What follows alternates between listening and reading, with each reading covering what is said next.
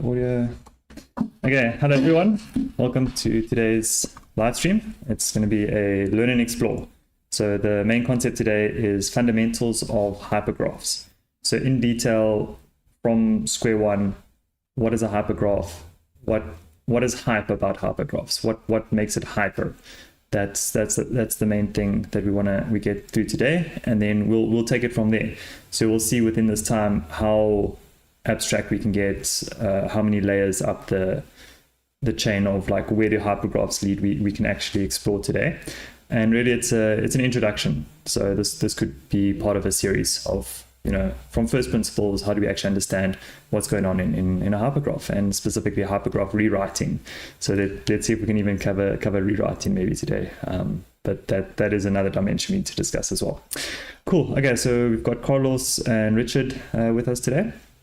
And hello. Yeah, welcome to the viewers. And Tarka is very happy about the topic today, so that's cool. Okay, great. So Carlos, you're gonna be doing some sharing and drawing for us.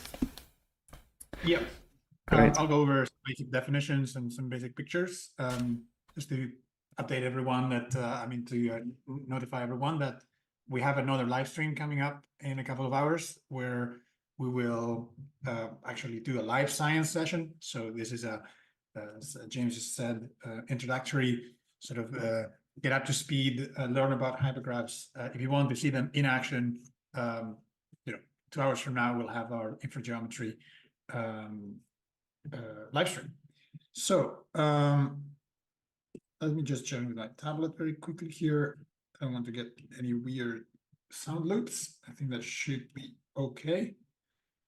And let's bring up an empty canvas. Can everyone see that? Guess so, because I can't, so it's a good sign. Yeah, looks good. Right. So,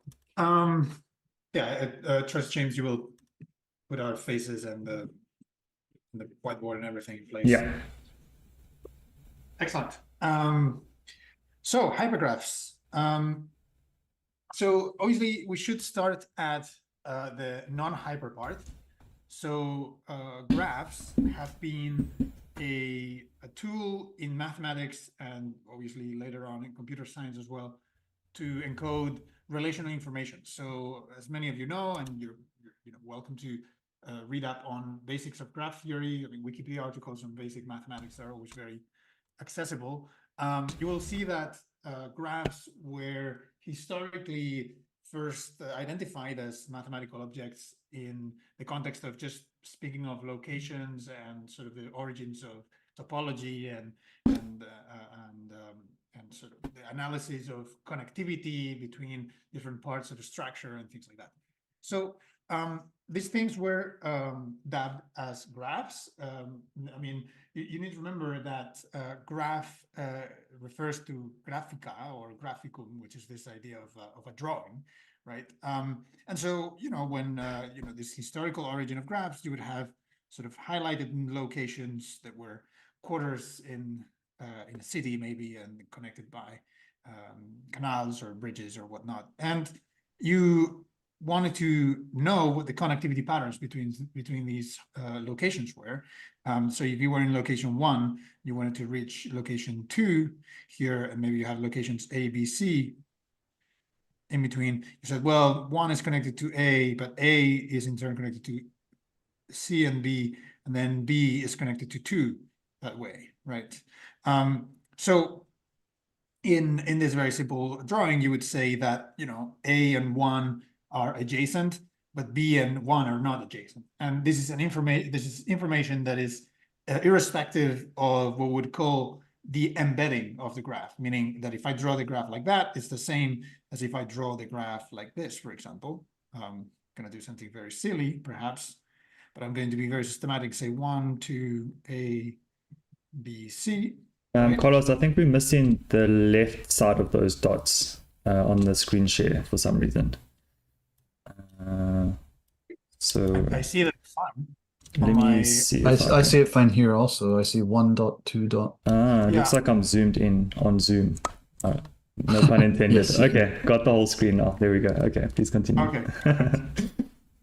Yeah. Sure. Just with that interlude, maybe I can ask you something poignant about that point where you mentioned it's like a graphical representation, and where we're getting at here is, I believe, important for that, because if you were to compare a graphical representation to maybe like an algebraic or purely symbolic representation where things don't have a visual positioning, like if you were to just write out a line of text, then is it the same information? Like, does having a graphical representation, is it purely for like a mental model that helps you conceptualize things, or is there something fundamentally different about graphical representations that we can leverage, or is it just for our mental models? Well, I was just giving a very broad general introduction first, so we can go to that a bit later. But could I answer James' question? I think, at least for me, in terms of, you were comparing symbolic to graphical, I think graphs at least capture the notion of a sort of explicit relation, right? And it doesn't even matter if it's pictorially represented, whereas things like terms or algebraic structures, those sometimes the relations between things are sort of implied, right? There's not there's a certain amount of work that you have to do in order to ascertain that a relation might exist between something like, say, common subterms or something like that, right? Whereas a graph, it's just, give me the set of adjacent vertices to a given vertex or something. It's relationship first, sort of principle. Yeah, I would say so. I don't know. I mean, would you agree, Carlos? I don't know. That's exactly the idea. So, here what I'm trying to represent, maybe perhaps it's a bit too on the nose of representation, because it's already made by bridges and sort of isolated connections. But the idea here is that you have some landscape. I really want to make it a little bit more fussy, right? But you have some landmarks that you're interested in. Maybe you have your home base, you have a city that you want to travel to, and then there's some intermediary towns, and so in principle you have a lot of diversity or a lot of complexity in the ways that you can navigate this, but you want to essentially break down the information purely relationally by saying, if I'm in my home base and I want to get to town A, I have one highway that does that, and there's only highways to the towns B, C, and the city that I want to reach my destination to. So you basically collapse all the information, all the complexity of distances, all the complexity of routing options, of sightseeing attractions, all the kinds of things that you can imagine. You collapse it down to simply the connectivity, simply the relational aspect of these things.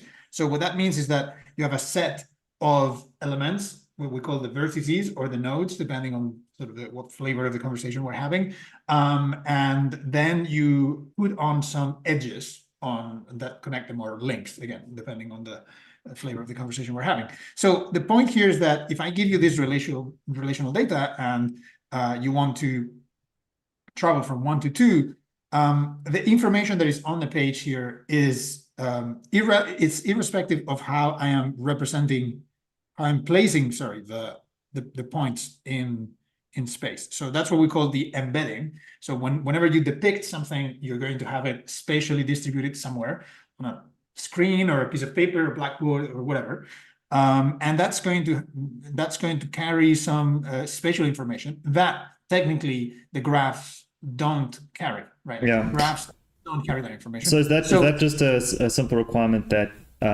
it's because we're representing it in a physical form? Like what you're doing now is you're representing this information on a 2D space. But if you were wearing VR goggles, you could make it a 3D space or whatever else. But ultimately, in order to represent this data, you have to put coordinates on these little dots. Yeah, exactly. And the point is that it doesn't matter how you represent it, the graph information is going to be unchanged. And so I'm going to give two very distinct representations. So this representation over here of some kind of highway graph for landmarks in some region, that could be more or less inspired by the actual physical locations, the sort of topographical locations of the landmarks. But I could just summarize, and this could actually be labeled by some names. I mean, I don't know. I want to be a little more. So, this could have names. So this could be called whatever, you're in Denver, you go to New York and whatever, Nashville, whatever, you're some cities around whatever, US, or they can have names. And then you say, the London Underground is a good example. Yeah. Subway system. So you could collapse this entirely and just say, well, I'm going to give them labels that are unique, and I might just call them 1 and 2 for my starting point and ending point, and A, B, C, whatever, some unordered set of labels in the middle. And what's important here is that I can give a different representation just by, for example, listing systematically every single one. I can just draw the connections purely in this way. So, I mean, remember that I call this A, B, C, and this is 2.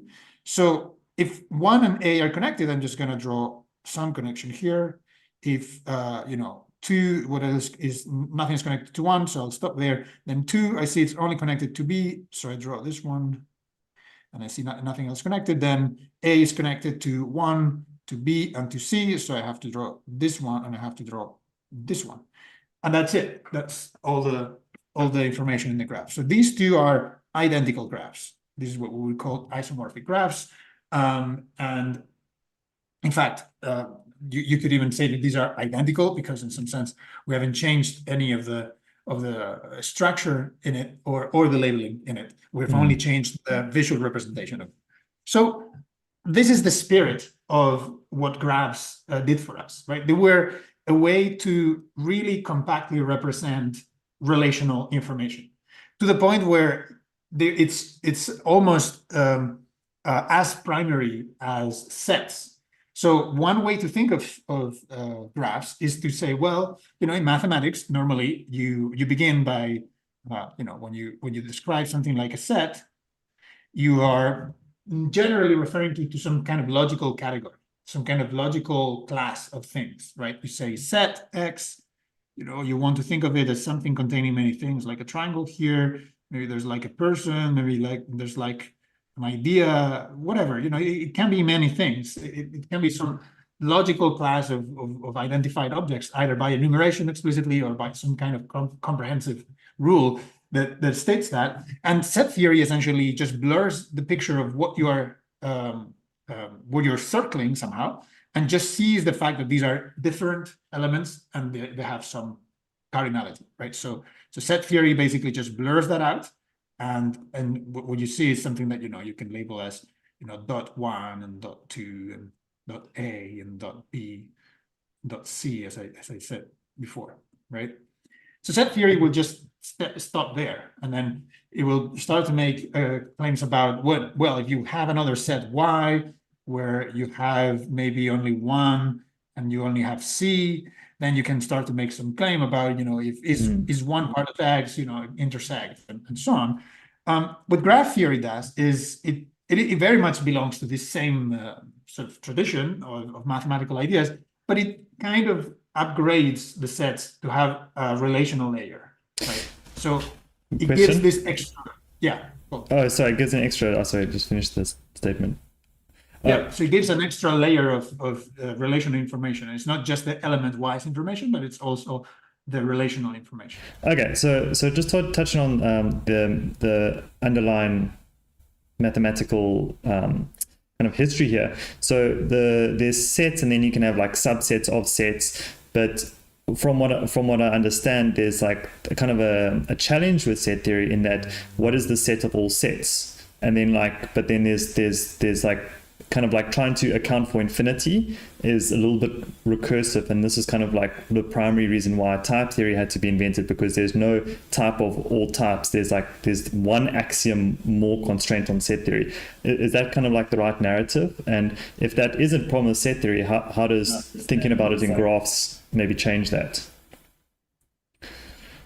So that's part of the story. We don't really need to consider that at this point. I didn't say explicitly, but we could think that everything is finite here. We don't need to, be concerned with the technicalities of what is the set of all sets and things like that. I mean, that only becomes really problematic when infinities are involved. Otherwise, you just need some kind of bookkeeping mechanism. So it's not super relevant here to think about the question of whether you can, your declared logical classes are more or less universal or not. I mean, the point here is more primary. Yeah, like for an introduction to graphs, we don't need to touch on like ZFC and so on. I was thinking maybe there's some axioms we can start listing out in terms of like it's discrete and it's finite. Like maybe those are important classifications. Yeah. So I was still at the phase of let's just give the general idea of why, because we want to do that for hypergraphs, not for graphs, right? So let me just focus the idea of what we are doing here. So because I'm assuming that a lot of people are familiar with sets, and set is kind of the default thinking mode of most humans, I would say. And so what graphs do is essentially it just provides an extra layer of relational information. And the reason I like to express it this way is that, of course, you can define graphs within set theory. Basically, if you're doing some finitary mathematics, you will be able to express it in terms of set theory.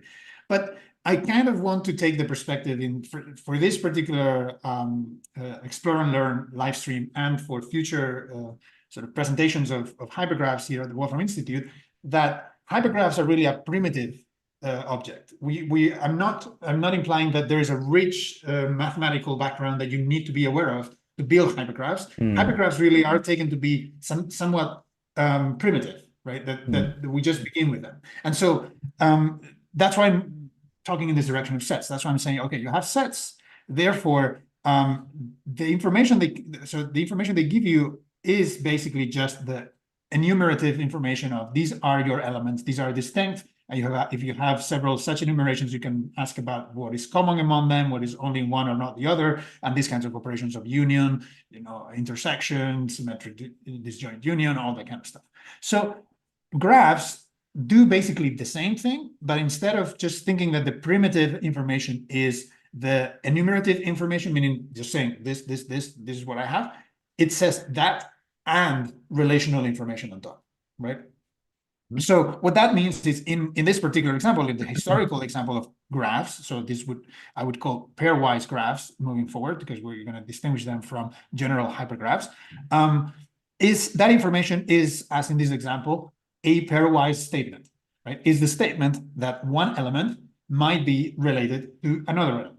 So there are several ways to see this, and you can take your favorite implementation of such a device. So one could think that you have a set X, which is our vertices, right? And you could think that there is a function that goes from X to X, from X squared to the Booleans 0 and 1, right? Where all you're doing is you're saying, okay, if I have a pair, let's say 1 and 2, I give either 0 or 1, depending on whether those two are connected. So I see that they are not connected in the graph, meaning directly related, directly linked. And then I give a 0. But if I give something like 1 and A, which they have a link in the diagram, then I give a 1. So there are many ways of doing this. And this one in particular is looking at order pairs. And you can also look at just multisets of elements. So if a multiset being essentially like a tuple, an order pair, but that is an order. So you allow for repeats, but you don't care about orientation or order. So that's basically the idea. And again, you can think of it in many different ways, but essentially what you are encapsulating here is whether something that predicates on a collection of elements that says whether yes or no, or what kind of, you could replace this target set here with whatever. You could, for example, replace it with set and just give something that people would call like a weighted graph, where each edge maybe carries a number. This is -2 and this is whatever 5 and this is 6 and this is 3 or whatever. Like you could imagine just having links that are a bit more general than just yes or no, or just existing or not existing. You can infuse some more information there. So for the sake of concreteness and just for this first live stream that we're just presenting the concept, I'm going to focus on something that is very, very basic, which is hypergraphs that are undirected and simple. So this means that we're going to look at these kinds of constructions where the target set is only 0 or 1. So in other words, we're just going to be looking at whether something exists or doesn't exist, but it doesn't have more qualities of existence, so to speak. And by something, I mean relations. Whenever relations between your primitive elements, so-called vertices, exist or don't exist, but you don't qualify what kind of existence it is, right? Okay, so given 2 points, it's like a relationship exists, true or false. It's like true or false statements between any 2 points, something like that. Yeah. That's exactly right. So that's what's here on the screen. And furthermore, they're going to be undirected. So you can take your favorite. You can take that if something is true for a pair AB, it will also be true for BA. If you're really encultured to thinking about tuples, as many mathematicians are, and I myself was, or otherwise you can think in terms of multisets, which is an equivalent construction that you can do, but that is entirely analogous to tuples, but it just does not keep track of ordering, right? So it's entirely up to you. So you can think of it in that way, or you can think of it in this sense. So we normally write multisets with brackets, curly brackets, and no commas.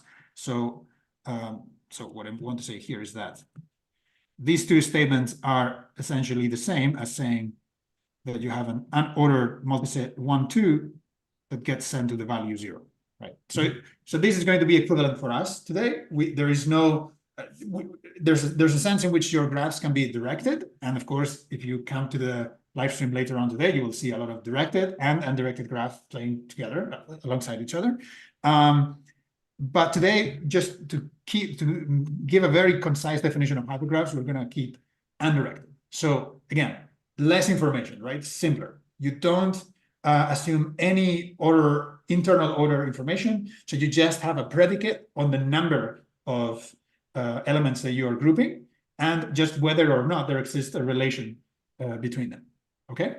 So the historical setup was, or the more classical setup was, a pairwise predicate, meaning, which is as the historical origin suggests, this idea of navigation and this idea of connectivity.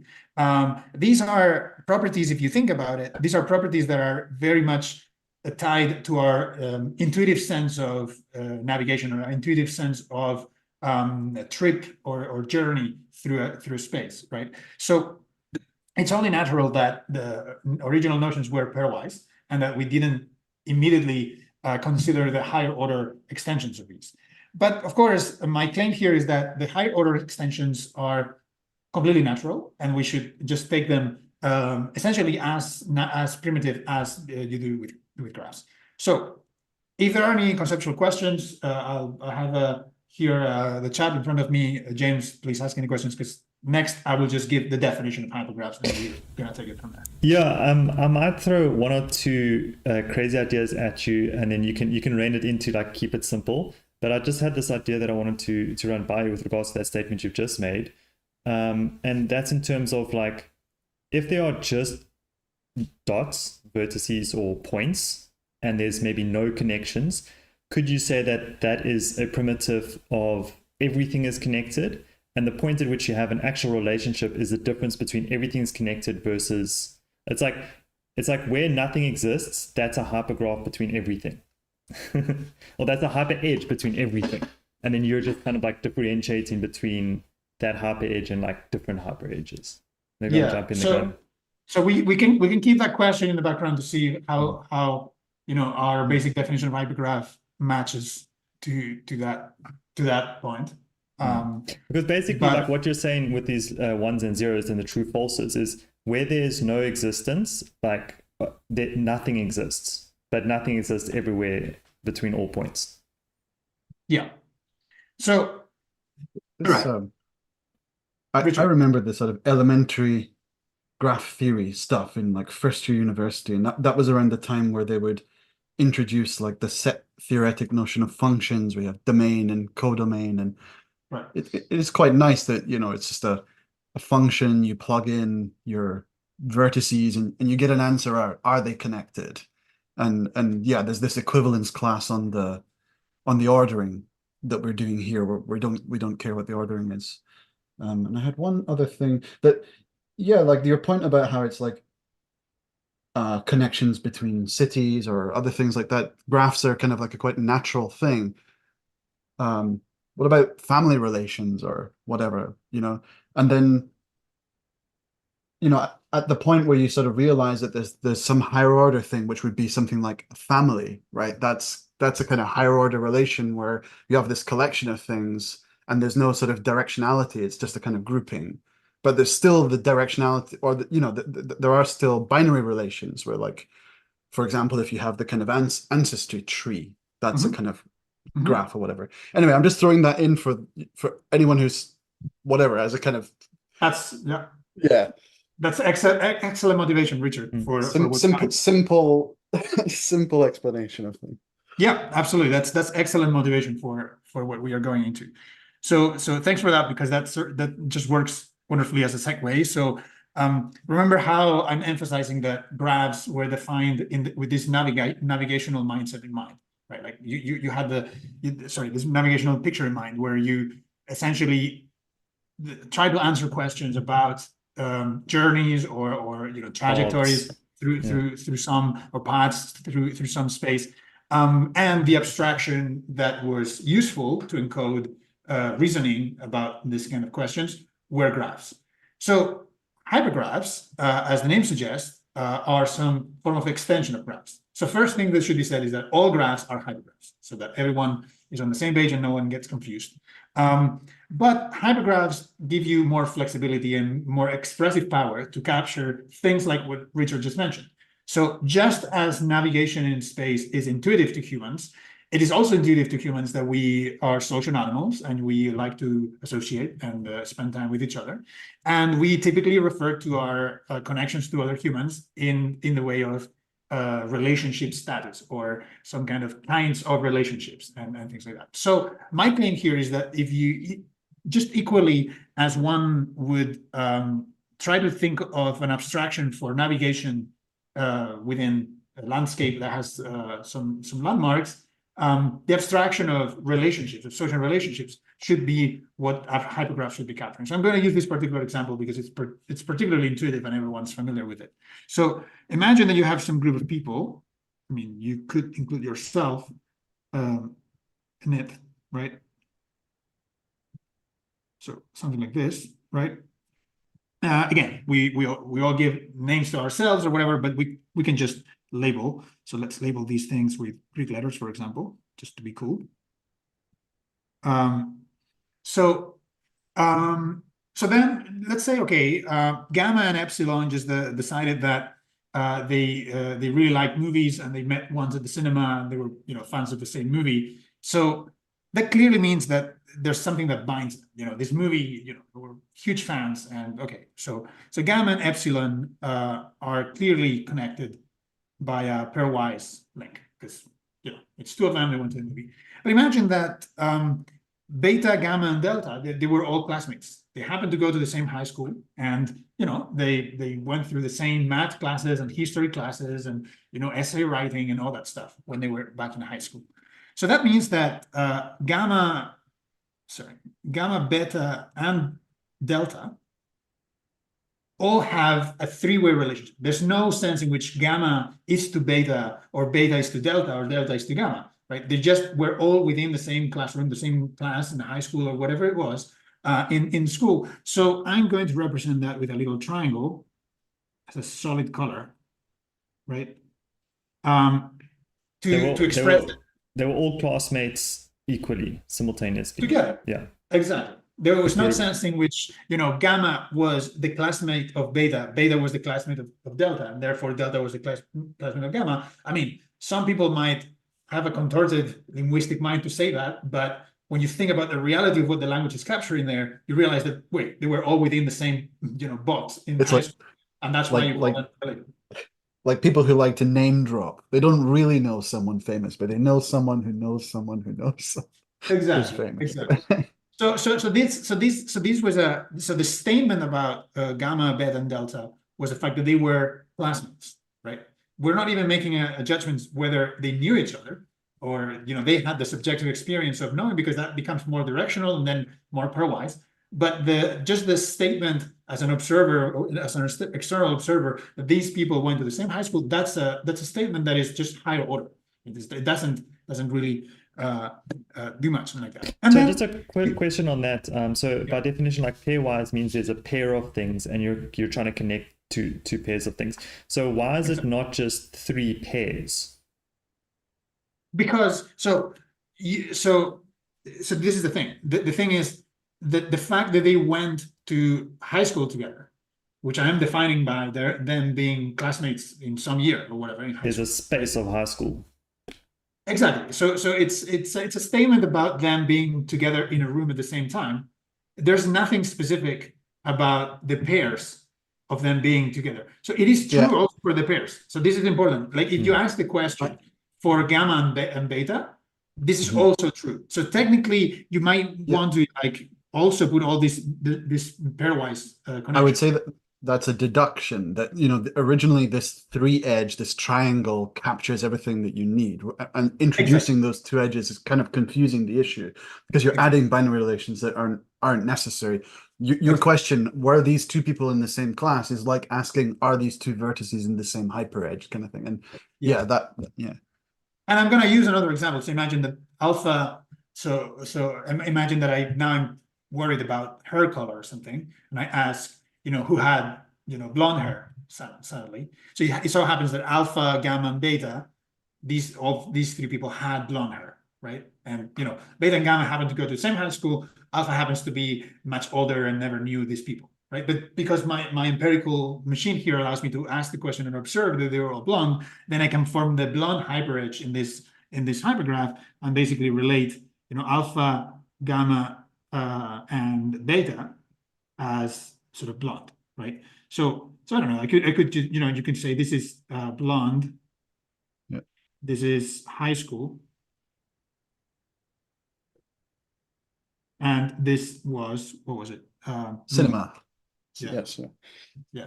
So this is a very typical situation that humans are familiar with, right? Where you have individuals that happen to have things in common, right? And these things, it's similar to when you have groups of friends, and actually the friendship in general it's an interesting phenomenon, or association, human association in general is an interesting phenomenon to study with hypergraphs, because it's not the same thing to say that a group of 3 people really get along together than to say that each of the pairs get along together, right? Because I'm sure that a lot of people have intuitive experiences of, when there's that third person, then we just get into a dynamic. They always make the right joke at the right time, and things flow. But when I'm left alone with this guy, this was like uncomfortable, silent, or whatever. This kind of idea. So that's an interesting statement. Can I just dwell on that a little bit? So in other words, so it's almost like saying, if 2 people, so there's a party, and there's a number of these people all at the same party. But it's like saying, if there's a hyperedge between them and you're only reasoning in terms of them being at the party, there's no statement you can make that applies to 2 of those people that doesn't apply to everyone at the same time. I think another way is also maybe, that statement, the whole is greater than the sum of the parts. I think get rid of that greater than and just say the whole is not equal to the union of the parts. It's like saying this 3 edge is not the same as 3 2 edges, 3 binary relations. It's saying something else. It's a different kind of statement. So like Carlos's example is like the trio, the 3 musketeers or whatever. They're a unit, and they're kind of it's like, and if you add them up together or take all different subsets of them, that's a very different thing than the 3 musketeers, rather than Exactly. So I'm gonna bring up. Sorry, I thought I had it open here, but let me bring up very quickly. Stop sharing for 1 second, because I have this was I tried to give 2 intuitive examples. How graphs are sort of navigational abstractions, and how hypergraphs, or these particular simple undirected hypergraphs, are abstractions of social groups or associations in humans. But for those who might be interested in a more mathematically themed or more don't know, technical justification that one needs exactly what you are pointing at, James, this idea that, wait, but how is it the case that the pairs are not there, but the trio is there, and so on? I will give you what in my opinion is the strongest case for hypergraphs and for these higher order structures. So this is actually available for everyone to read. I just want to get the right reference. Give me a second here. Okay. So if I remember correctly, so this is one of my recent papers that we did with some of the sorry, I have this on my desktop, but I'm on the tablet here. So where is the? It's called Beyond Binary, and I'll fetch you the paper very quickly so I can show you. Are there any questions from anyone that's viewing so far? Is it making sense? Maybe you can just comment in the chat. Is there any additional ambiguity that might be cleared up between thinking of things in terms of pairwise graphs versus hyper edges now? I think there's many other examples we can use, but this is pretty good. It's not a line anymore. It becomes a shape. It becomes some kind of a triangle or multi. It becomes an area instead of a line anymore. I think that's the idea. So I just shared the link here. I'm just going to share the screen and show it. If I can, yeah, I can go live. I can go full screen. I'm gonna put it in the chat too. Yeah. So you can all see this. I can go full screen with it.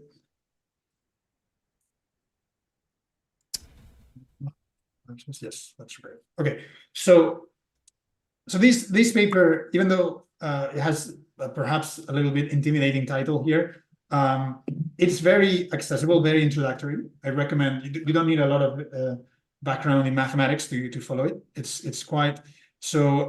It is intended towards general science and general network science, but it does have an introduction for what we mean by higher arity and edges and so on. So in particular, the kind of system that I wanted to bring up as an example, and so it's easy to for everyone to visualize, is this link systems. This so-called link systems, which are exactly as intuitive as they seem. These are just sort of rings, flexible, rubbery rings floating in space that are bound to each other in every which other way. And as this picture suggests, there's some primitive construction that you can do here, some binary construction. And just by geometry of space and the properties of these rubbery materials, there are several things that we can construct, right? We can put these two things sort of tight with each other. We can do this sort of chain cycle of chain links, and we can do this other shape that's called the Borromean link. And so the point is that if so these would be your elements, right? And so I'm going to bring you to the second figure that does this construction. So the point here is, what's on the right hand side, sorry, on the left hand side is whatever system you're looking at. What's on the right hand side is its hypergraph model or its hypergraph representation. So this will give you some very intuitive idea of what a hypergraph is capturing, right? So on the left-hand side, you should be thinking of these things as your favorite elastic rubber bands, whatever, that you can play with. And on the right-hand side, there's some minimalistic mathematical abstraction of some property. What's the property? The property is boundedness, right? So the property is the fact that these things are bound physically. So what that means is, by exerting some, constrained amount of tension, are they kept together or do they, move apart when you pull? So the first system is this two, blue and yellow or teal and yellow rubber bands that if you pull away, they will move apart, really, because they are unlinked. So the way we represent that is we just say, okay, I can see empirically there's a teal rubber band, so I just do one vertex, like maybe label it blue, and then or teal, and then there's another one, and I label it yellow. Great. Now, if these two rubber bands happen to be linked, happen to be bound in this particular configuration, if you pull, you wouldn't be able to just detach them with some constrained tension. So you are going to represent that statement, which is a physical empirical statement that you probe your system with, as saying, well, I can empirically see the teal one, I can see empirically the yellow one, and the property that they are bound by, not being moved away when pulled. That's the statement of there existing a pairwise connection between them, right? Everything so clear so far. Now, this next structure, if you notice, it's a cycle of such pairs. So the figure above represents the details of that. So if you look closely, you would see that if we make each of these transparent, what remains is just one link like the one above, right? So you have for red, green, and blue, you have each of these relations pairwise. Because if you just make the one, you forget about the existence of red, you see that green and blue are linked exactly in the same way as teal and yellow were linked here, right? So if teal and yellow had a single edge, a single line as the statement of the relation, then you can go pairwise asking the same question for each of these, and you would get this kind of answer, right? Where the structure is this triangle of pairwise connections, right? This is just a matter of the behavior of rubber bands in 3D space, right? However, it turns out that the geometry of 3D space allows for another configuration, which is the so-called Borromean configuration. And what's special about this Borromean configuration is that unlike the configuration above that was characterized by the fact that the moment you forget about one of the three rubber bands, the other two remain constrained, remain bound. The Borromean link is so that the moment you forget about one of the rubber bands, the other two fly apart, right? So it's very clear in this sort of transparency diagram over here. So you can see, the Borromean link at the top, that's the full structure, and the three instances below are just negating or subtracting one of them without destroying the rest. So you can clearly see that you can simply slide one and the other, and they will, when you pull, they will fly away. But it is obvious, and if you're not convinced, you can build this with some piece of paper or something. If you try to pull the entire thing away, by grabbing any two or all three at the same time or whatever, it will not come apart, right? So there's a boundness, there's a linkness relation between red, blue, and green here that cannot be broken down to any pairwise linkness relation, and therefore should be represented as a minimally ternary relation, right? It's an indivisible primitive three-way statement about the properties of red, green, and blue in this particular configuration, right? So that's why it's so important to have the capacity to express pairwise connections, because they could be, we could contour them to form the structure above as well as the Borromean one. Those are not incompatible, right? They can exist together at the same time. But what's important is that they are both existing and independent. They don't interact with each other necessarily, right? Because you can have one without the other and nothing happens. So is it fair to rephrase it to say that if you were to pull on any one of those rubber bands in the Borromean link hyper edged version, only when they're connected with this hyper edge will pulling one result in both others moving and having an attraction. And without the hyper edge, if it was all pairwise, then no, that characterization will be the same for both, because the statement is about the absence of something. It's the statement is about it's the linkness property of the system. Okay, so linkness is a sorry, Richard, go ahead. Well, just to be kind of but my previous example, one member leaves and it's no longer the Three Musketeers. Okay. It's like that entity has disappeared, kind of thing. Exactly.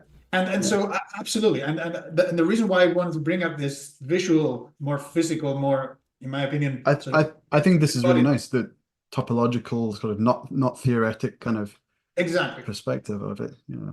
Exactly. So the idea is, of course, the moment one of the three musketeers leaves, is no longer three musketeers. This is sort of the topological instantiation of that. And the reason why I like it is that this is not abstract. You can build it. You can experience this with a piece of rope. Just take the time to build these models, and you will see that you cut one open, the two remain. You cut one open, all three fly away. Right? Like it is a very primitive, physically clear phenomenon that occurs in the world. Right? It's not a mathematical abstraction that some crazy guy just was bored one afternoon and decided to invent these things.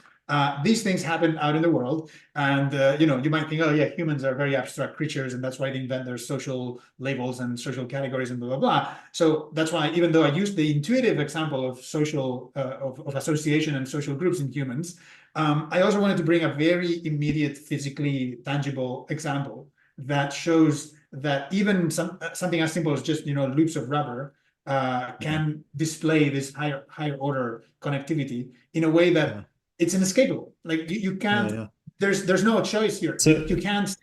Yeah, it's like a strong interdependence and non-divisibility, because, for example, a family can shrink, a company can grow and shrink or whatever. But these things are sort of it's the interdependence between the elements, and then the sort of indivisibility of the structure. The structure is rigid. It can't. Yeah, it's there or it's not. That's it. Exactly. Can I try another statement? So yes. The difference between the top one with the pairwise and the hyperedge is that you require a hyperedge to represent the data, because there's no other way to represent this graph in a graph form with only three vertices. So if every elastic band is exactly one point on the graph, one node, then you have to use a hyperedge to reflect the difference between these two objects. Absolutely. And that's kind of what I meant when I said the whole is not the sum of the parts. It's like this three edge is not those two edges. It's not the sum. Two different. Yeah. Absolutely right. That's absolutely right. So just to exercise that statement, these were more sort of idealized models, but if you have an actual tangle of rubber bands, lying around in your house, you look at it and it looks messy. You could think that you can perform this experiment of just pulling and seeing what keeps bound, and with the added convenience that you can just put things out of reality to do the experiment, so you can make some things disappear. And then in this case of the brown, the green, the purple, and the blue loops here, you can just go and start to look at groupings of these things and see what their connectivity are. So it is quite intuitive, I think, just by inspection, that purple is clearly tied to green, because green goes through purple very intuitively, brown goes through purple very intuitively. So that's why you have purple, green, and brown with the pairwise connections. Clearly, blue and purple are not connected, because they're just if you only look at those, they are not connected. But if you look closely, the structure that happens between green, brown, and blue happens to be the Borromean rings. The way to see that clearly is that if you just look at two of them, just notice that they are just superimposed. They don't chain with each other, right? So if you look at for example, at green and blue over here, you'd see that blue goes over green here and blue goes over green there. So they are not changed. And then same with brown. Brown goes under green here and goes under green there. So they are not changed. And similarly here, blue goes under brown here and goes under brown there. So that's characterizing the Borromean. I was thinking about the cutting as well. So you can cut green and you can cut purple and that kind exactly. of. Exactly. Yeah, exactly. So anyway, so this was just a motivating example, just to see that. Oops, I think I'm going to delete that, don't worry. Yeah. I'm just testing out some functionality. Yeah. Cool. Perfect. So anyway, so this was just the example. I recommend this paper again if you're interested in the more advanced stuff that we do with hypermatrices and so on. I mean, I'll take the chance to remind everyone we have the Hypermatrix workshop coming up. You want to learn more about these topics, that'll be a very natural space to do so there. But anyway, I want to go back to my whiteboard here. So that's the reading material after the presentation today. homework Yeah, for people who want to read yeah, more advanced. that's good reading. Yeah, it's not too technical. All right. So I hope this was sufficiently motivated that we should be looking at objects that discretely quantify relations between discrete elements. That's maybe a bit redundant, but it's technically precise. So what can we do with hypergraphs? I mean, now we know that they are more or less naturally inspired by this. So let me introduce some terminology just to have everyone on the same page. So let's say that we have a set of vertices. So let me call that maybe X, and that's going to have some, some dots. And again, remember that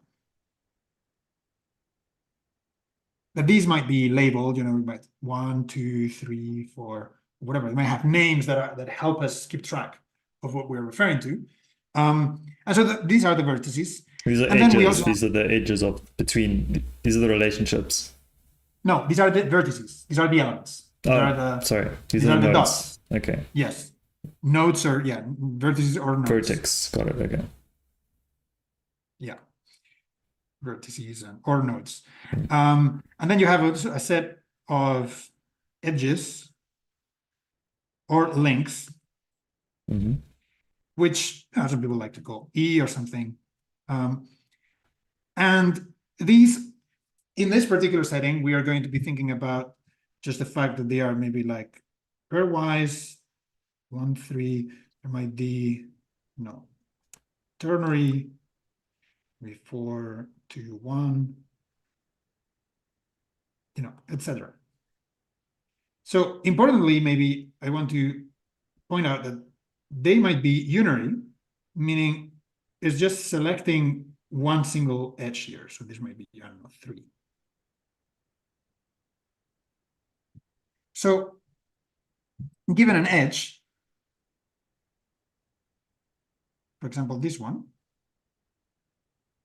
right? 4, 2, and 1.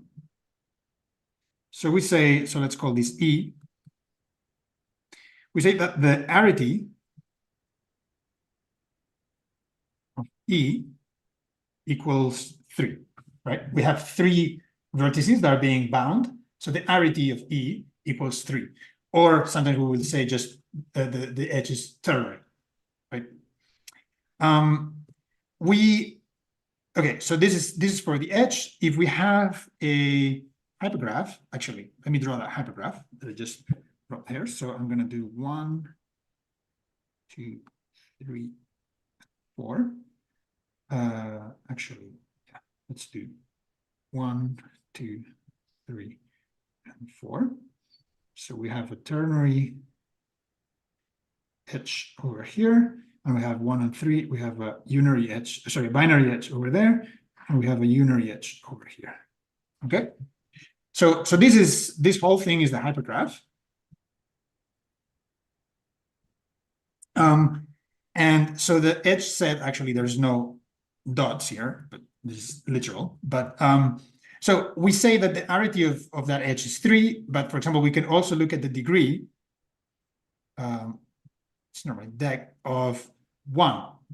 So where's the degree just counts the number of edges that are incident on that point. That's also introducing a technical term, incidence. Incidence is the fact that an edge contains a particular vertex. So it's a statement about an edge on a vertex. Sorry, which edge are we talking about right now? Is this the edge touching 3? 1. Yeah. So the degree of 1 is 2, because when you zoom in on 1 and you just look at 1, you see that 1 has some ternary edge that's coming from somewhere.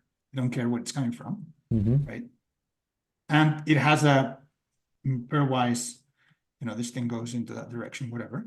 And it looks like that. So because we can count 1, 2 edges, we say degrees 2, and we say that these 2 edges are incident, if I can draw, incident on 1. Okay. Right? So that's what we're saying here. So this is little diagrams introducing a little bit of terminology and how we talk about hypergraphs. Generally, we say that the size of the hypergraph. So this is a bit contentious. Some people have different definitions, but I think we're quite happy with this one. So size of let me call this H. Hypergraph H. Yeah. Size, we're going to call 3. So why 3? Because, okay, so let me maybe define it as the cardinality of the set E, the set of edges, which in this case is 3, right? There's 3 different edges. 3 different edges, and that's what you call the size. Some people like to also weight the vertices and just do vertices plus edges. I think it's better to only look at edges for a reason that I'll keep for the end as a sort of a summary of understanding. Yeah, that's the size, and then I can The order. Yeah, so the hypergraph, so size. I mean, if then you need to, so hypergraphs are very diverse in this way because you can have different arities of edges combined. You can have different degrees. You can have, you can have connectedness, meaning that in principle, mathematically, there's nothing stopping you from considering things that are disconnected, right? So you have a set of vertices. It could be that you have maybe like one connection over here, another connection over there, and another connection over there. Right, but we generally would like to think of this as a hypergraph, and would like to think of this as a hypergraph, right? And that's why we normally don't think of disconnected hypergraphs, and we like to think of connected hypergraphs. In fact, when I say hypergraph, I am 90% of the time assuming they are connected, because in any statement for a hypergraph that is sort of for the hypergraph first makes more sense to make for connected ones, because hypergraphs are connectivity information. So if you want to cover unconnected ones, you just do that the same statement for that finitely many times. So just as a note about cardinality here. So note. What's another word for cardinality? What do we mean by cardinality? Cardinality means essentially set size. It's almost like, so cardinality is was I guess brought up in opposition to ordinality, and sort of distinguishing what is a number for a size or a number for a position, right? Okay. So the cardinality of a set is just how big the set is, right? So how many elements you have in that set. So when I say cardinality is when you talk about size. So note about size is that in all these definitions, you can make anything infinite if you want to, mathematically, right? And nothing breaks down. You can have infinite arities, you can have infinite degrees, you can have infinite numbers of vertices, you can have infinite number of edges. Mathematically speaking, nothing's stopping you. Set theory takes care of it, no problem. You have the same subtleties, the same headaches as you do in ordinary set theory, but otherwise everything is allowed. However, at the Wolfram Institute, in my research, in the work that we're doing, because we are going to be computationally bounded, we are going to work over finite hypergraphs, right? This is not to say that we might, from time to time, consider limit cases or something. Sir? I mean, we might consider limit cases maybe at some point in the future when it becomes necessary. That was kind of part of my journey at the beginning of my period at the Institute, was looking at sort of these graphs with infinite edges, but you get into this measure rescaling thing, which I think the Infogeometry project has kind of paraphrased in some other term. It's like, are you modding out by the number of the number of edges at a particular vertex or some, there are different ways of saying the same thing. And sort of like importing that from that field was kind of what I was trying to do. But is that the curved manifold thing that you were working on, or is that Yeah, I something mean, else. this. I suppose this is like finitist versus non-finitist or whatever.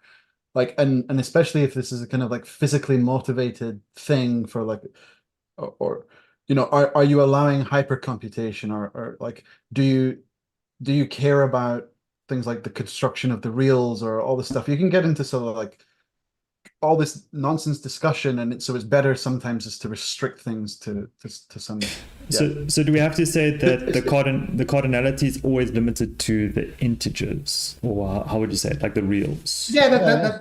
that can be a statement. Yes, that can be a statement. Or like I mean, whatever, the cardinality being limited not to the cardinality of integers, because that's infinite, but being limited to being an integer. So Well, but I mean, it's it's like the difference between the size of the set of the reals versus the size of the set of the integers, right?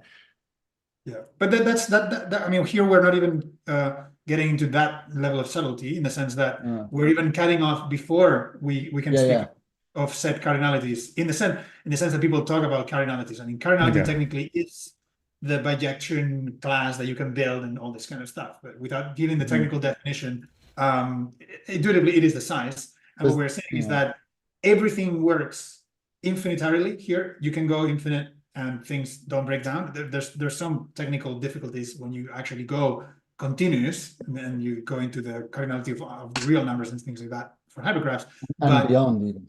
And beyond. But for us, because of what we are doing, we're just going to keep finitary. We're going to keep everything finite. So anyway, I think this is a good primer on what hypergraphs are. I mean, just one quick question: the number of vertices. What do we call that? I read somewhere that's called the order of the hypergraph. There are many conventions. Okay. I wouldn't call that the order of the hypergraph. Maybe I should make a comment about the word order here. I tend to describe. So I tend to think of the number of edges, sorry, the number of vertices that come into an edge as the order of the edge, because the adjacency tensor or adjacency hypermatrix that you would use to represent that hypergraph doesn't. I mean, people don't say that a matrix is ternary when you have three indices. That's not typically the word people use for that. They say is order 3. Right? Or you know, sometimes they say rank 3 again, but where rank is not really that. But the most proper use of terms over there is order, right? You say it's a tensor of order, you know, 3, meaning you have 3 indices, 3 contravariant indices or 3 covariant indices or whatever it might be. So, but it so happens that in the Wolfram project and the Wolfram sphere, people have gotten used to calling the order of an edge the arity of the edge. And there's some justification why you can say that that's technically correct, in the sense that if you think of edges as these Boolean functions that I described here, then technically the edge can be seen as a function, as a Boolean function over the set of possible pairs or possible grouping. It's like almost like the number of turns required for the function to produce a true or false statement. That's right. Yeah. So the arity. So I mean, the arity. I mean, maybe I should say this. Arity is a very well established term in mathematics. Arity and computer science. Arity refers to the number of arguments of a function. Right? This is a very well established use. I would never dare to change that use because it's like saying, you know, you want to change the use of number or something. It's really very well established. So there is a reasonable case to be made that you can call the number of the number of vertices in an edge, the arity of the edge, because you can see an edge as its characteristic function. If you remember from set theory, the characteristic function of a subset is something that is 0 everywhere and 1 only on the elements of that subset. So you can think of each edge being represented by the characteristic function that gives you that, meaning it evaluates to 0 everywhere except for the collection of points where it exists, right?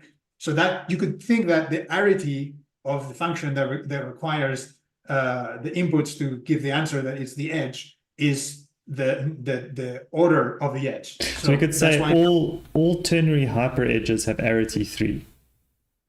Yeah. Oh, so yeah, so I should say arity. I mean, this is even not a question about hypergraphs. I mean, so arity. But like in the hypergraph world, so where you have a ternary edge or ternary hyper edge, or it doesn't need to be a hyper edge, like a ternary edge is hyper by construction, right? Then the arity of that is, I mean, I like the word arity, so I'm just trying to use it in sentences for practice. Actually, I don't, without sort of taking it on a tangent, and this is directly to James, I suppose, remember we're having this discussion about the sort of logic, like I'm actually representing hyper edges as kind of predicates, and so that's like hyper edge brackets, and then it has some number of arguments, and then you get back a kind of yes or no. Does that thing exist kind of thing. So it's in like syntactically that actually looks quite like this kind of, I mean it supports this sort of function view of it's a functional approach. It makes sense for the software developers. Yeah. We have to. I wanted to clarify something very elementary that, I mean, I realized that maybe I didn't stress it enough. The word arity is sort of an extension, is a mathematical, sort of a mathematician's extension from the word binary, ternary, and so on. Those were the words that really existed before, right? Unary referring to 1, binary referring to 2, ternary referring to 3. So these will be functions that take this many numbers of arguments. So a unary function, for example, is taking, the square root, which only takes 1 argument. A binary function being addition, that takes 2 arguments. A ternary function being something like find the average of 3 numbers, takes 3 arguments, things like that. So those would be the 1, 2, 3, n. And so mathematicians would call them unary, binary, ternary. That's a very old terminology, centuries old. And so what we did is said, okay, well, take that ending of a word, array, which is completely artificial, it's typical mathematical style of wording. You just take something that's very artificial just from the from the syntax of that. And you take that and you make array t as a word, and you call whatever n for n array the arity. And so it's completely synonymous. It's just different ways of saying the same thing. So saying that the arity of ternary edge is 3 is like saying 3 is 3. There's just the same terminology. It's good, consistent, sort of redundant terminology. It's the number of arguments. So the R also sounds nice there. Yeah. So can I test this out? Okay, so arity. Okay, but for me to make a statement that I want to test this concept of arity out, what are we calling the number of vertices? Like, is there the cardinality for vertices, or is there another word, or we don't even think about that? That's what I was going to comment on. We don't really think. This is the comment I was saving for the end. So basically, the way we're thinking, because one might wonder, okay, why the hell do you even need unary edges if you already have vertices? Because in some sense, it's just the same information, right? A unary edge, in fact, there's no possibility for unary edges to be ordered or unordered in any possible way, because it's just the information of one element. So they are just literally saying this element, right? So the reason why I think unary edges are very important, and tune in 45 minutes to a life science stream, because that's going to be very relevant in the conversation there. The reason why I think we should be looking at edges and not vertices is that the hypergraphs, the relational information really is about the ones that can give some relational information. So when you have a formal handle on basically the self-information of an object, right, then that's almost like saying that's the object that can be observed on the basis of what your hypergraph is empirical data for, right? So in a way, the more computational picture that I have in my mind for hypergraph is that there's an infinite universe of possible vertices, and these are more or less like memory slots or memory locations. Right? I see. Interesting. Okay. So you have this infinite grid or infinite memory space where things can exist, and your populated memory or your populated data is relational structures between this. Okay. So you create a link over here, or you say there is a unary over here, or you say there is a ternary connection among these three, or you say there's a very high Arity thing going on here or something. Could be Right. like the prime numbers, and there's some kind of relationship between them or something. As a It's almost concrete like example, in the space of all vertices, there exists edges, and that's what we're trying to think about. Precisely. And so the idea is these things, they will be floating in some kind of computational universe, and they become more than just grouped elements when they have incidents, right? So then suddenly there's actually a connection here, and suddenly there's a connection here like that. And so right now, this thing over here that I'm highlighting, this has some internal logic. This has some internal, information that is irrelevant to where exactly it lives, as long as it's topologically equivalent, meaning that I can move it around, represent it in different memory slots. But as long as there are, exactly however many, 4 and 3, 7, and there's like 3 and 3 connected this way, as long as that's true, the two hypergraphs would be the same structure, right? So okay, that picture on the left is exactly what I wanted to ask about, actually. So the edge, the first edge. Which picture? I'm gonna use my little technique here to draw exactly what I'm talking about. This one over here. Okay, so what do you call, so this edge in between has got 1, 2, 3, 4, 5, 6 arity. So you can say the arity is 6. But Right. also what's interesting about this case is that there's only one hyper edge. There's only one We would edge. say it's a size 1 hypergraph. So okay, size. Okay. Size Yeah. 1. Yeah, okay. Yeah, that's normally what we refer to as size. And because precisely, hypergraphs are relational information. They give us relational information, right? So the amount of relational bits that something that binds 6 elements all together, the number of relational bits of information is 1, right? Because it is one relational statement. Remember, everyone, all viewers recall the example with the Borromean rings, right? When the Borromean, when the rubber bands are in the Borromean configuration, there is one relational statement that is true there, which is they are in that topology exactly, right, and not other. So there's one bit of information for how they are related to each other. They're related in that particular structure. There are no sub-statements for that, because the moment there's only one statement you can make for which there will be a true answer. There'll be a response that's true. Correct. For that structure, that's true. yeah. Okay. Yeah, like you can ask so many questions for which there's a yes or no answer, and like the logarithm of that is like the entropy of your thing or something, loosely speaking, whatever. Exactly. I mean, then you can make it much more detailed. But again, I think this live stream was really intended as some groundwork, super basic terminology, so everyone gets on the same page for how we're thinking of hypergraphs. And so this particular picture of the memory slots or the memory places.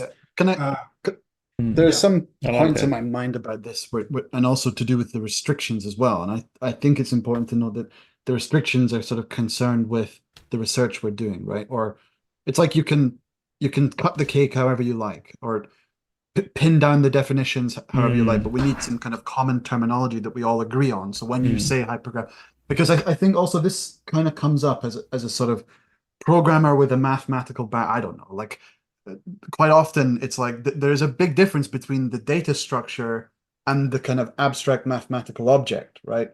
So for example, the sort of like, we don't allow disconnected components, but you tell that Carlos mentioned earlier, we're saying we don't allow disconnected components, but if you tell that to a programmer and he'll just laugh and say like, why not? Because I can do it, So it's or for example, even mathematically, like I was saying with this example of the primes, which, if you want a concrete example, Fractran is where you can use prime numbers as memory slots. But anyway, for example, you've got twin primes. There's your binary relation. And then you've got things like Goldbach, which gives you some way of equate or grouping together triplets of primes.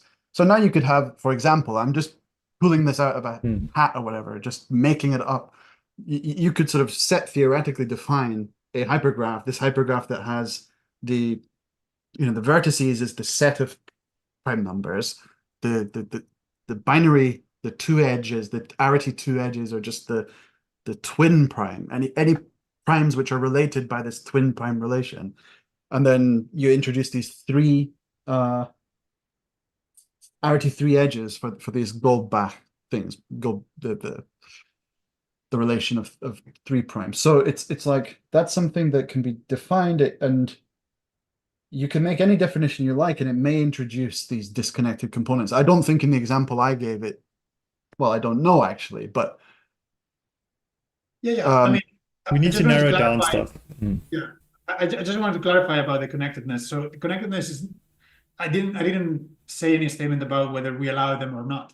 It was mostly just a terminological point that when I say, which is what I was saying exactly. Yeah, exactly. Yeah, we have to yeah, sort of agree on the terminology. Yeah, exactly. And I think that's where this data structure versus abstract object sometimes there's a kind of conflict there, because some people's notion of something might include, and then you have to add extra words to the thing to kind of really say what you're saying. Yeah.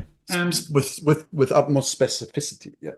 Yes. So let's bring this to a close just by introducing the final concept that is relevant when and we will expand this on future Explore and Learns, obviously, because this was a long enough sort of very basic introduction. But just to hint at what's next, which is the notion of the adjacency matrix of a hypergraph. So the adjacency matrix, a lot of people might be familiar with from graph theory, and in fact, that's how I'm going to define it, and sort of give everyone the exercise to try and generalize that definition to the case of hypergraphs. So if I have a graph, so a hypergraph that happens to be a graph, so imagine that I have something that looks like this, and here something like this, and maybe have some edges like that. Okay, let me call them 1, 2, 3, 4, 5, 6. One can just think of this map over here that I alluded to earlier, and think of it as just a table of values, right? So that's what we normally would call a matrix, right? So if you just arrange this in a matrix, so you say you have 1, 2, 3, 4, 5, 6, 1, 2, 3, 4, 5, 6. Oops. I may 6. Why did it change? 6 over here. Then you can just check the entries of this matrix as the existence of edges in your graph, right? So you're going to say, okay, 1 and 1, do we have a self loop? No, we don't. But 1 and 2, is there a, so we say 0. But 1 and 2, is there an edge between them? Yes, there is. 1 and 3. Because we can't see, like, actually, sorry, no. Sorry. Yeah, as the viewer is watching, they don't know, like, are you looking down one column or the other? And then I realize I'm jumping the gun to symmetry and directdirectedness. But so I didn't want to. Yeah. So we're going.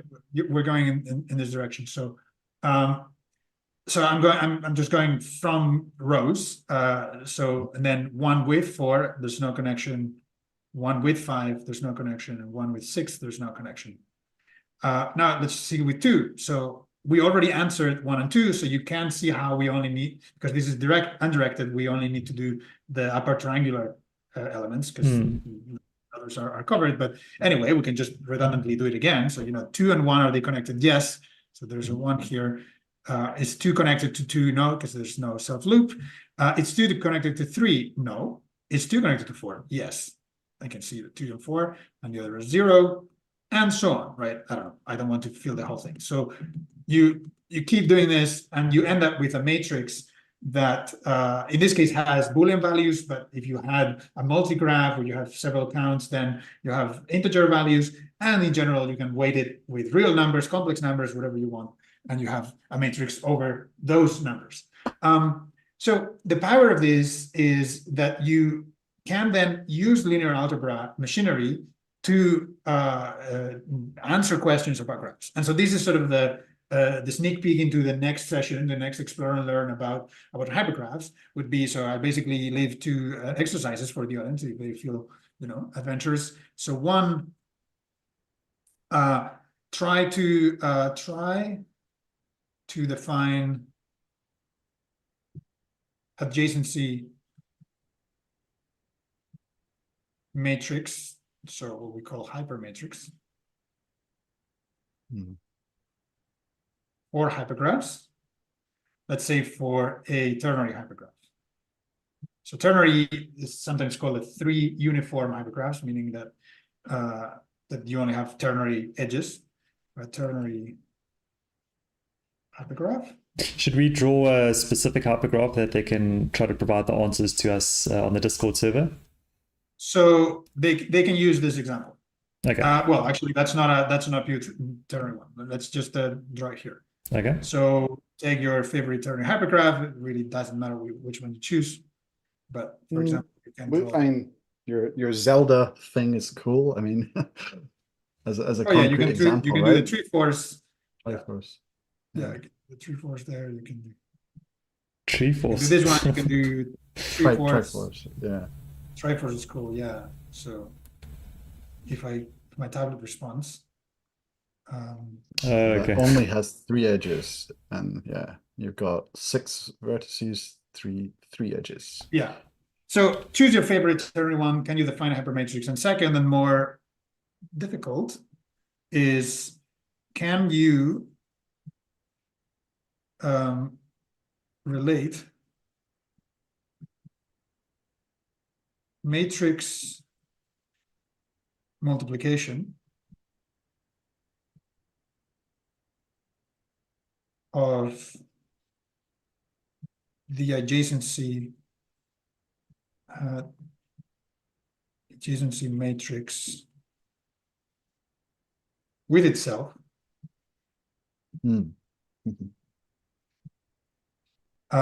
to some natural graph transformation question. Or is it operation or question or transformation? Yeah. Okay, so matrix multiply a graph with itself, and how does that change the diagram? How does it change the picture? Yeah, the try to relate. You have once you've computed a matrix, you have something that this is over some Boolean numbers. If you just want to keep Boolean, or you can think of it as a simple expression of a multigraph. So this is just the 0 1s of the 0 1 2 3 4 5 naturals. Do it as you wish. But once you have matrices, this is a square matrix, so you can take its product with itself, so it's square, algebraic square, and then you will get a matrix that has the same shape, has the same nature. So the question is, how can you relate that matrix to something that just happens on the graphs, right? And I won't say this as a hint, but I was already before this thinking of, if you have the identity matrix for a 2 uniform hypergraph, then it's just a bunch of vertices floating around in space with self loops. That's right. I've just found that image funny, but that might be a hint for the question. I don't know. That's a good hint. Yes, it's a good hint because it doesn't give it away too much. It doesn't give it away, but it's gonna be. Okay, so let's say we've got 2 examples. So we've got example A on the left and example B over there. So if you want to do these tests with both the examples above, we want to see what the adjacency matrix or this hypermatrix looks like, Boolean hypermatrix. And then we want to know, when you multiply that by itself, you do a matmul, a linear algebra multiplication. How does the graph look like? So but these are disconnected, because otherwise, I mean, if someone answers that question, then they really need to talk to me, because then they will have discovered something that I don't know, and I don't think anyone knows. So this is a question for pairwise. So this is a graph, as in not hypergraph. So if you want, think of the one that we used here in the example, for example, right? So state. Yeah, that's why I said too uniform. I was being careful. Oh, okay. I didn't understand what you mean by too uniform. Okay, so that's a it's too pairwise graph. uniform. Okay. Too uniform means that the arity is exactly 2 for all Okay. edges. For all So edges. everywhere, yeah. Okay. Yeah. Too uniform. Okay, so that's a new term that also makes sense. Yes. So that's maybe. Oh yeah, actually, I skipped that because we started talking about arity, and that's where I was going. But we did mention it, but we didn't sort of belabor the point. Yeah. I was meant to be recalling it here when I said arity. So when all the arities are constant, then you call that a uniform hypergraph. So when they are all constant equal to k, you call it a k uniform. Okay, so that little example one there that I was using earlier, this is a uniform 6 hypergraph. Well, that one will be a 6 uniform one. 6 uniform, yeah. Yeah, these ones over here are 3 uniform. Okay. And for many situations, we would want to coin a term where we say that this is a 3 graph. I tend to assign more meaning to n graphs than just n uniform. I tend to think of them as simple and connected, just for more concreteness. But yeah, in any case, that's the sort of the terminology.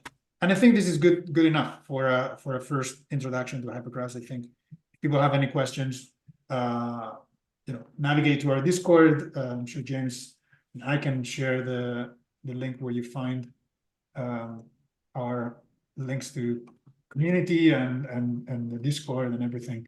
We'll just post them there now. Do ask any questions over there. Take screenshots of something you don't understand and just point at it on the Discord, and I'll be very happy to answer your questions, and not least to bring them to the next Explore and Learn session, and keep learning. This is the point. We are all making some progress here. And the first person with the correct answer to both these questions will win some points on the Discord server. We have an answer already, actually. Oh, in the YouTube chat. Dugan. Do we want to see a picture? Do you have to draw a picture?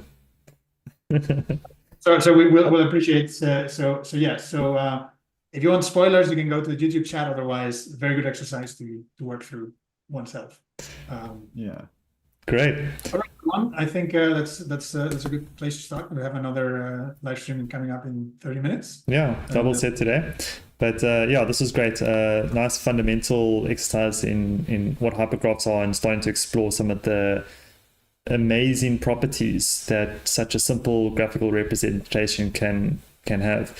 And maybe if you can stop sharing, I'd like to just quickly talk about something that was mentioned earlier in chat, and that's in terms of the benefit that these graphs have for teaching, and how it makes intuitive sense for maybe students or people to have the graphical representation of these things mathematically.